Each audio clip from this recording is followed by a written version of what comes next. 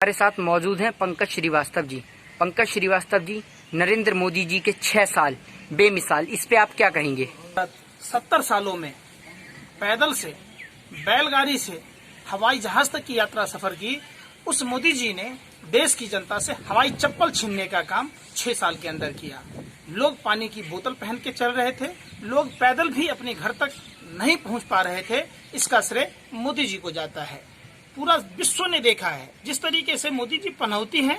मोदी जी अपने घर में थे तो घर के लोग परेशान थे। जब जसोदाबेन जी के साथ शादी हुआ तो वो न सुहागन रही न विधवा, भरी जवानी घूट घूट कर मरती रही। जब गुजरात में थे, गुजरात जल रहा था। जब देश में आए, देश की बर्बाद कर दिया इन्होंने।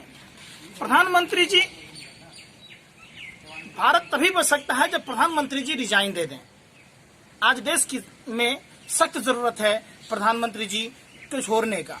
ये प्रधानमंत्री जी के गर्दन पे माला मैंने इसलिए जूते चप्पलों की डाली है कि देश के युवाओं से आह्वान करता हूं कि अपने फटे पुराने टूटे फूटे चप्पल बचा कर रखें, इसको व्यर्थ न जाने दें। सब भाजपा के लोग जिनको हमने पूर्ण बहुमत दिया है लोकसभा में और सरकार बनाई है ताकि वो हमारी सुध ले, कैसे लोगों को घर तक नहीं जाने पर भी मजबूर कर दिया। किस तरीके से जब 12 फरवरी को पूछा जा रहा था सवाल, राहुल गांधी जी पूछ रहे थे तो भाजपा के लोग मजाक उड़ा रहे थे।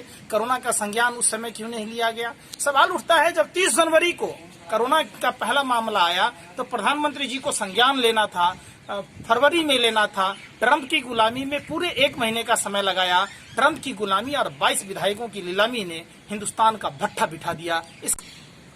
कर दिया। तो पंकज श्रीवास्तव जी, तो ये आपने नरेंद्र मोदी जो इस देश के प्रधानमंत्री हैं उनको जूतों की माला पहना रखी है, पर दूसरी ओर आप देखिए कि लॉकडाउन होता है और मनोज तिवारी जी जो है वो क्रिकेट खेलने के लिए चले जाते हैं। उन पे आप क्या कहना चाहेंगे? मनोज तिवारी जी नाचने गाने वाले लौंडे हैं। किस तरीके से मनोज तिवारी जी को बिहार, जहां इनकी जन्मभूमि है, उत्तर प्रदेश इनकी कर्मभूमि है, जहां मजदूरों के साथ इस तरह की त्रासदी हुई, ये मौतें नहीं है, ये हत्या है। इसका जिम्मेदार भाजपा के तमाम नेता गण हैं। किस तरीके से मनोज तिवारी जी लॉकडाउन के दरमियान, एक साधारण मजदूर अपने घर तक नहीं जा पाता है और मनोज तिवारी जी गाना गाते हैं, सोनी जाते हैं। लॉकडाउन के दरमियान घर जाना चाहती थी ये संवेदनहीन सरकार। जो भाजपा के लोग, लोजपा के लोग, जदयू के लोग बिहार के चुनाव में जाकर नून रोटी खाएंगे, भाजपा को जिताएंगे कह रहा था, ये नमक हराम नमक हलाल नेताओं ने किस तरीके से नमक खाके नमक का सैरियत नहीं दिया। वहां वो महिला तड़प रही थी, ये तो कांग्रेस के लोगों का शुक्रगुजार कि उस महिला को घर तक पहुंचाने का काम किया।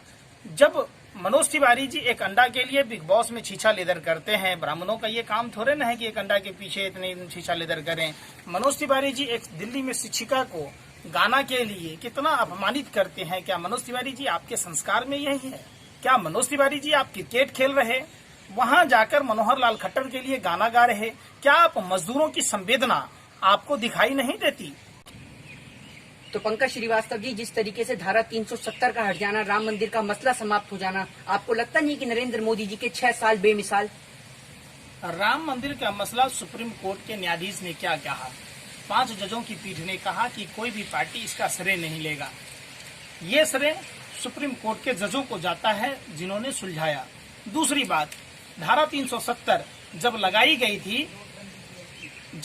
गई थी तब श्यामा प्रसाद मुखर्जी जम्मू कश्मीर के मंत्री थे। तो क्या जिन्होंने लगाया उन्होंने खत्म किया? ये तो सरासर उन लोगों को दोष जाता है। 1990 में 19 जनवरी को कश्मीरी पंडितों को भगाया, विश्वनाथ प्रताप सिंह की सरकार थी, भाजपा के समर्थन से आज तक नहीं बसाया गया। ये कश्मीरी पंडितों के लिए दूसरे दल के नेताओं को दोष आरोप प्रत्यारोप करते हैं, तभी इनकी संवेदना कब जागेगी? आज देश का हिंदू, ये हिंदू मजदूर ही तो थे, कोई पाकिस्तानी मजदूर थोड़े न थे, वो हिंदुस्तानी मजदूर थे जो अपने घर पैदल जा रहे थे, नहीं जा पाए भाजपा के निकम्मे नेताओं के कारण। तो पंकज श्रीवास्तव जी, ये बताइए कि नरेंद्र मोदी जी के 5 साल वो तो बेमिसाल बता रहे हैं, आप ये बताइए कि इन 5 सालों में 6 सालों के अंदर क्या खामियां रही हैं? कैसे ये 6 साल बेमिसाल नहीं रहे आपके लिए? नोटबंदी से देश की अर्थव्यवस्था की कमर टूट गई, क्या ये बेमिसाल है? जीएसटी से हमारे व्यापारी भाइयों की कमर टूट गई। पुलवामा घटना में कार का पता नहीं चला, जिस कार में 300 किलो आरडीएक्स था। हमारे भारत माँ के वीर सपूत शहीद हुए। क्या आप इसको बेमिसाल कहेंगे? कैसी बातें करते हैं? देखिए, 10% जीडीपी मिला था प्रधानमंत्री जी को। प्रधानमंत्री जी ने माइनस में जीडीपी कर दिया। प्रधानमंत्री जी, एक होता है पूत, कपूत, सपूत।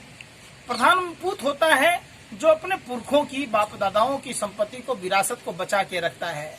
सपूत होता है जो उसमें वृद्धि करता है। और कपूत होता है जो सब गुण गोबर कर देता है, सबको मटियामेट कर देता है। प्रधानमंत्री जी उस बिगड़ैल बेटे की तरह हैं जो 70 साल में बाप दादाओं की बनाई हुई पुरखों की संपत्ति को कौड़ी के दाम में बेचने का काम किया, देश को लुटाने का काम किया। ये अंग्रेजों के दलाल सावरकर के लोग हैं।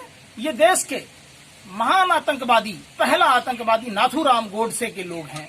इनके खून में नफरत की बात है। किस तरीके से जाति, धर्म और प्रांत का बात कर प्रधानमंत्री जी ने और प्रधानमंत्री के सहयोगी मंत्रियों ने देश का बेड़ा गर्क किया, देश का भट्ठा बिठा दिया। आज देश की स्थिति ऐसी हो गई कि हमारा जिस नेपाल के साथ बेटी रोटी का संबंध था, जिस नेपाल के लोग हींग, जीरा, शिलाजीत बेचकर गुजारा करते थे, जो चौकीदारी कर गुजारा करते थे, वो नेपाले भी आंखें तरेरने लग गया। किस तरीके से चाइना ने, तापिर गांव ने जब लोकसभा चुनाव से पहले कहा था कि 50 से 60 किलोमीटर जमीन चाइना ने कैप्चर कर लिया, तो प्रधानमंत्री जी का 56 इंची कहाँ गया? किस तरीके से 56 इंची सीने पर ट्रंप थूक गया। ट्रंप की गुलामी और 22 विधायकों की नीलामी ने देश का भट्ठा बिठा दिया। प्रधानमंत्री जी की बंदूक खाली थी, निशाना चूक गया। 2 कौड़ी का ट्रंप प्रधानमंत्री जी के 56 इंची पर थूक गया। किस तरीके से डिजिटल बेस्ट्री कर दी प्रधानमंत्री जी की। तो पंकज श्रीवास्तव जी, आप ये बताइए कि इन्हीं 6 साल के अंदर 3 तलाक जैसा मुद्दा, जो एक बहुत बड़ा मुद्दा था महिलाओं के लिए, उसको भी तो नरेंद्र मोदी सरकार ने पास कराया है। बगैर बताए पत्नी को छोड़ देना राजधर्म है। जसोदाबेन जी से पूछते ना, या उनके पिताजी से पूछते जसोदाबेन जी के, क्या ये उचित है कि भरी जवानी में आप शादी कर अग्नि के 7 फेरे लेकर पत्नी को छोड़ देना? इस पर क्यों नहीं कानून बनाते कि जो बगैर बताए अपनी पत्नी को छोड़ दे उसे भी फांसी की सजा हो, उसे भी सजा, मौत की सजा मिले, उसके लिए भी 3 साल की जेल की सजा हो? ये कौन सा सजा है भाई? हर धर्म का अपना अपना नजरिया है। आपने ऐसा किया, अच्छी बात है, लेकिन जरा जसोदाबेन जी के बारे में भी तो सोचा होता। क्या आप इसको बेमिसाल कहेंगे? 6 साल बेमिसाल। तो एक और ये थे पंकज श्रीवास्तव जी, जो आज नरेंद्र मोदी सरकार के 6 साल बेमिसाल पे फूलों की माला चढ़ाई जानी चाहिए, पर एक और वो जूतों की माला नरेंद्र मोदी सरकार को चढ़ा रहे हैं। इसको लेकर आप क्या कहेंगे पंकज श्रीवास्तव जी?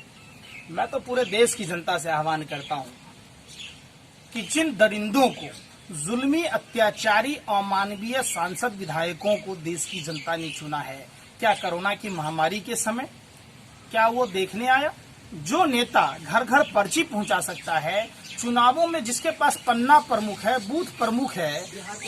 आप एक बात बताइए, हम तो बिहार के रहने वाले हैं, बिहार के बारे में बोलेंगे। मोदी जी ने कहा था डबल इंजन की सरकार, मोदी जी को तो ट्रिपल इंजन की सरकार मिली, तीनों इंजन फेल हो गया। किस तरीके से प्रधानमंत्री जी ने वहां बोली लगाई थी? यूपी बिहार के लोगों को कहा था नमक रोटी खाएंगे, मोदी जी को जिताएंगे। इन नमक हराम, नमक हलाल नेताओं के लिए ये जूते चप्पल बचा के रखें। जब ये चुनाव के दरमियान आपसे वोट मांगने आते हैं तो इनका स्वागत इसी तरीके से करना, ताकि इनकी औकात का पता चले, ताकि आने वाली नस्ल के साथ ये भाजपा आरएसएस के लोग धोखा न दे पाए। ये धोखा दिया है, गलती की माफी होती है, धोखे की कोई माफी नहीं होती। इन्होंने पूरे देश के साथ धोखा दिया है।